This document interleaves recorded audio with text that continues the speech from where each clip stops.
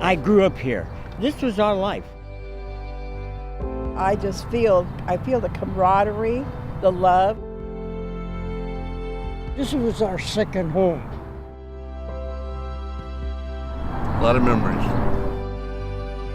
It's like a family.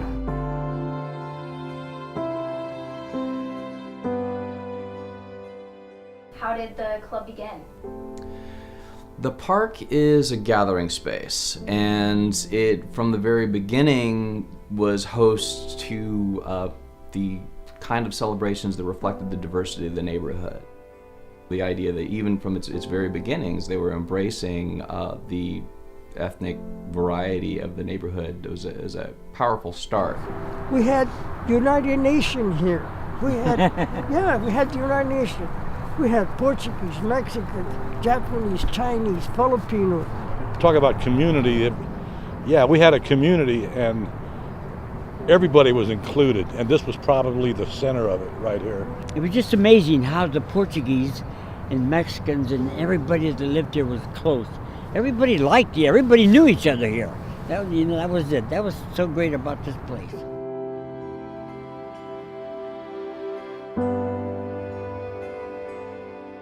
How did the construction of the WX freeway affect the Southside Park area? That really sliced through the neighborhood. A large portion was physically destroyed between W and X Street. For example, the Buddhist church was physically cut off from the Japanese American population that had just relocated. So that's a traumatic experience for a neighborhood. So how did these communities come back together after being split up, or did they not? Groups like Our Lady of Guadalupe Church became new civic institutions. The Japanese Methodist Church moved in.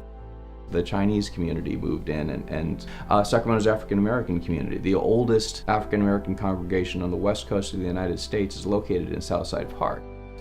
It's also the home of the oldest mosque in the western United States. That neighborhood has survived in its diversity primarily because of the work of the people in it.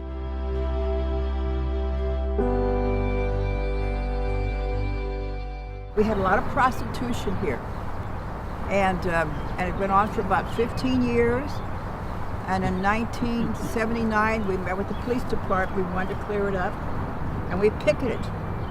And in 6 months, we eradicated the prostitutes. The city wasn't really willing to help.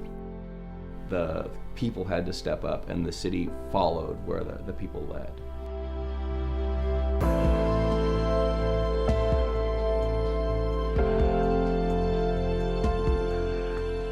In the 1970s, there was an arts group called the Royal Chicano Air Force that started using Southside Park as one of its landing spaces for cultural events. And the physical manifestations are the Royal Chicano Air Force mural, which is on top of the 1930s era Callahan Bandstand. Directly opposite it, there's a bust of the Father of Mexico.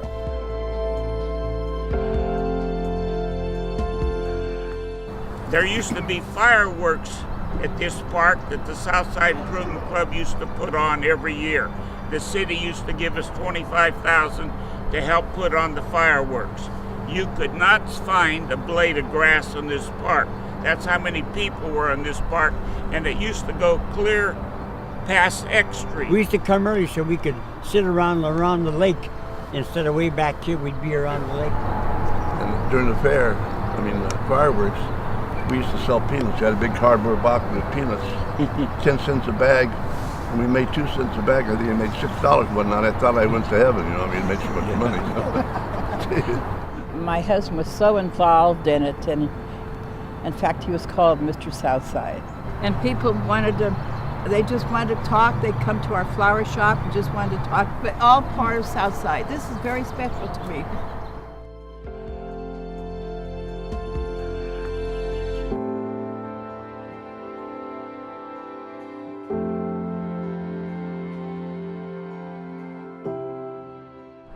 I'd like to see it kept up a lot better than what it is. They're just not putting any money back into this area. It's still a good park, but not like it used to.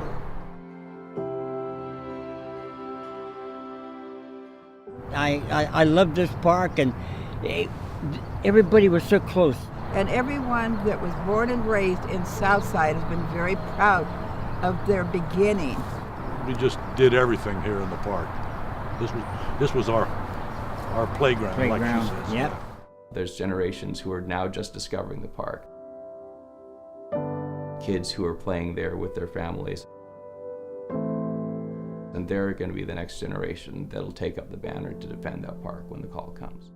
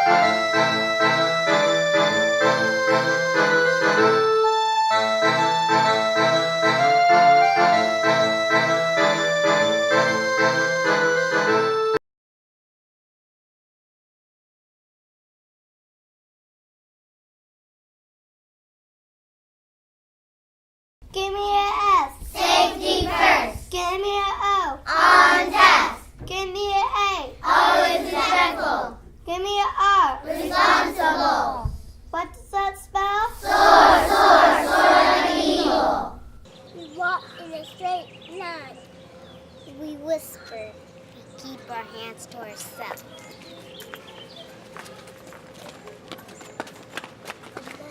We eat snacks sitting against the wall. We eat before we play. We make sure all our trash go in Mr. Lover's hand. Next. We raise our hands when we're all cleaned up and ready to play. We put our backpacks and lunchboxes on a number. Now we get to play!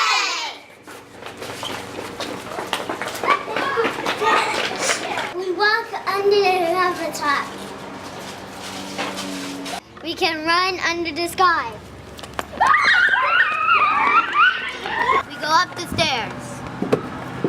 Go down the slide! And down the tunnel. We take turns on the monkey bars.